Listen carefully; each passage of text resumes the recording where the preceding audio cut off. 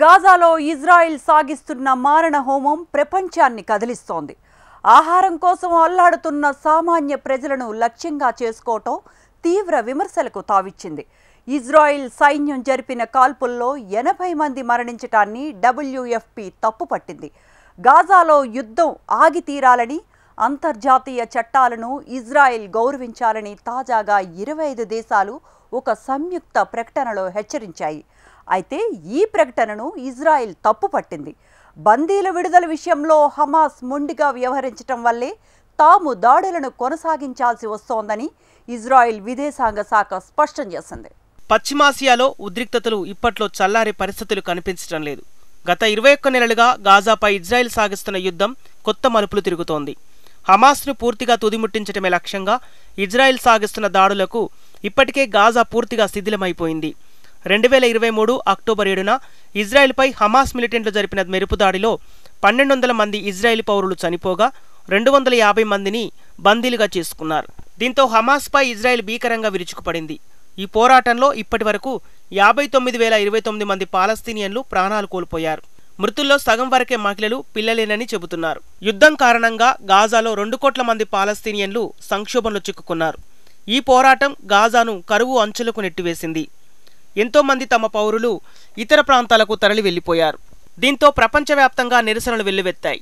దీనిపై అంతర్జాతీయ criminal court Israel ప్రధాని బెంజమిన్ నెతన్యాహుపై అరెస్టు వారెంట్ కూడా జారీ చేసింది.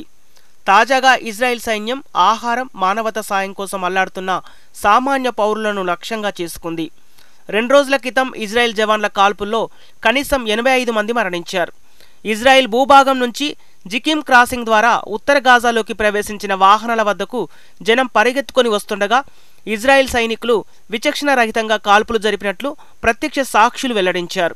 గాజాలోని అన్నార్తుల పట్ల ఇజ్రాయెల్ అనుసరిస్తున్న వైఖరిని ఐక్యరాజ్య సమితి తీవ్రంగా ఖండించింది. ఆ ఒక్కరోజే 80 మంది ఉసురు తీయటాన్ని ప్రస్తావించిన WFP పాలస్తీనియన్ల పాలిట భయంకరమైన రోజుల్లో ఒకటని అభివర్ణించింది. And as you are well aware, over the weekend, Israeli military issued another displacement order in Deir al-Balah, spanning 4 neighborhoods. Our humanitarian affairs colleagues warned that the mass displacement order has dealt yet another devastating blow to the already fragile lifeline keeping people alive across the Gaza Strip. మరోవైపు గాజాపై సాగిస్తున్న దాడులను వెంటనే నిలిపివేయాలని UK, France తదితర 28 దేశాలు ఇజ్రాయెల్ను కోరాయి. అంతర్జాతీయ చట్టాలు, నిబంధనలు గౌరవించాలని హితవు పలికాయి.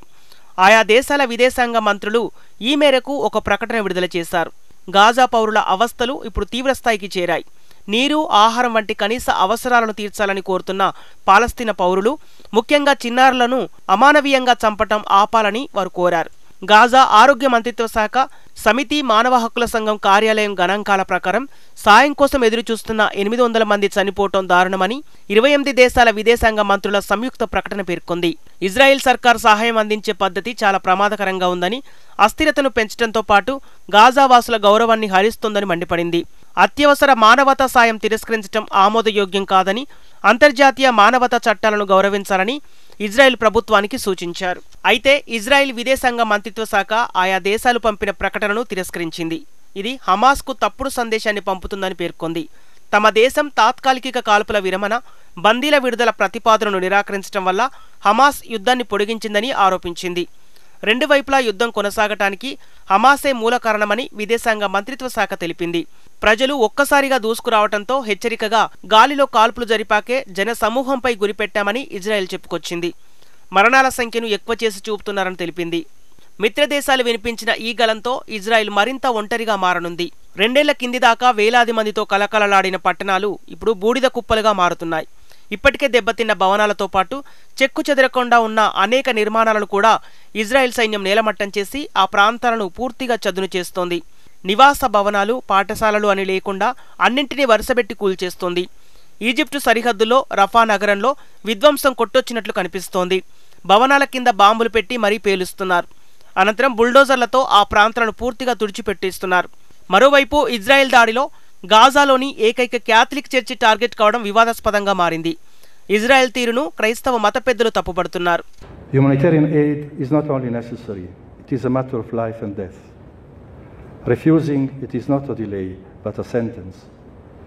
Every hour without food, water, medicine, and shelter causes deep harm. We have seen it. Men holding out in the sun for hours in the hope of simple meal. This is humiliation that is hard to bear when you see it with your own eyes. It is morally unacceptable and unjustifiable. మరోవైపు Israel దళాలు మధ్య Gaza నగరంలోకి ప్రవేశించాయి. ఈ ప్రాంతంలోకి Israel భూదళాలు ప్రవేశించడం ఇదే మొదటిసారి.